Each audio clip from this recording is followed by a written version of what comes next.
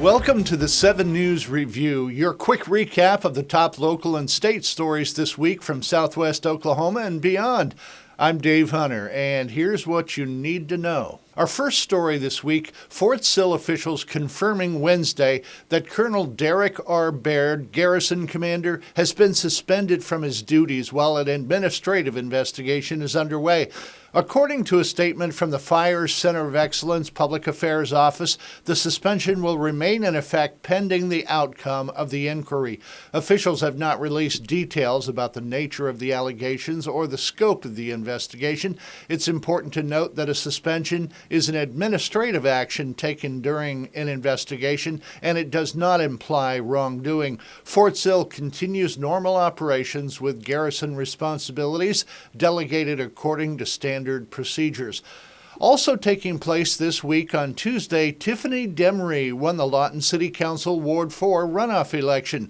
Demery beat out incumbent George Gill with 55% of the vote. Demery will be sworn in and take her position in January. And finally, this week, the Oklahoma State Bureau of Investigation is challenging a subpoena filed Wednesday requesting records on its investigation into Noah Pressgrove's death. The motion filed Thursday says the records are privileged and confidential, not available for civilian cases. In addition, OSBI argues Pressgrove's estate failed to comply with requirements of discovery by failing to get the court's permission to file the subpoena. Furthermore, the agency claims the law cited by Pressgrove's estate only refers to non-privileged documents. The challenge is part of an ongoing civil case after a lawsuit was filed by Pressgrove's family in June. The civil suit was filed against several people the estate claims are responsible for his death in 2023. Since the suit was filed, 4 defendants have filed motions to dismiss. Now, here are some of the top stories making headlines across Oklahoma this week. First, an Oklahoma lawmaker is pushing back against the federal government's removal of missing and murdered indigenous people resources from federal website.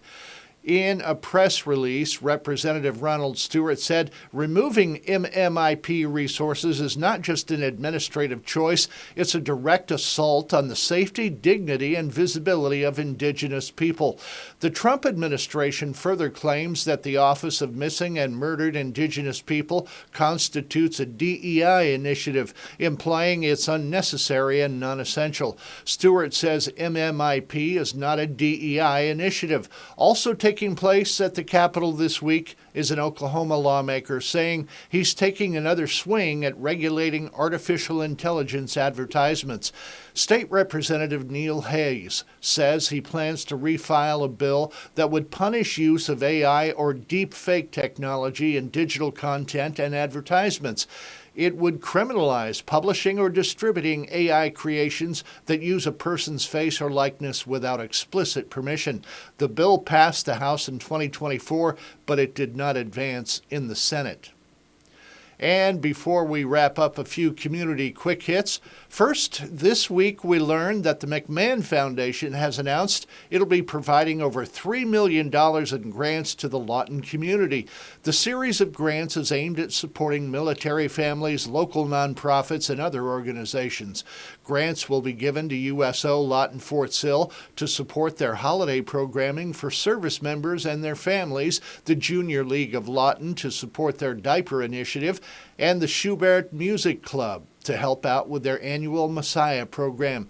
The remaining $3 million will be awarded to Cameron Universities to establish the university's McMahon School of Business. Also happening within the community this week, House of Bread Ministry is doing its part to spread hope this holiday season. The ministry has been set up inside Lawton Central Plaza for this year's registration of the Hope for Christmas campaign. Each year, they adopt people in need and work with the community to buy gifts and other essentials for the holidays. Anyone age 13 and up can sign up for the campaign, and organizers say they're very happy to share some joy each season. The ministry has helped hundreds of people in the community over the course of the 10 years they've held this campaign. They'll be in the Central Plaza on Friday from 11 a.m. to 4 p.m. for those wanting to sign up or to donate. Well, that's this week's 7 News Review. I'm Dave Hunter, and for more on these stories and the latest breaking news, head over to kswo.com or download the 7 News app. Thank you for listening, and we'll be back next week with another 7 News Review.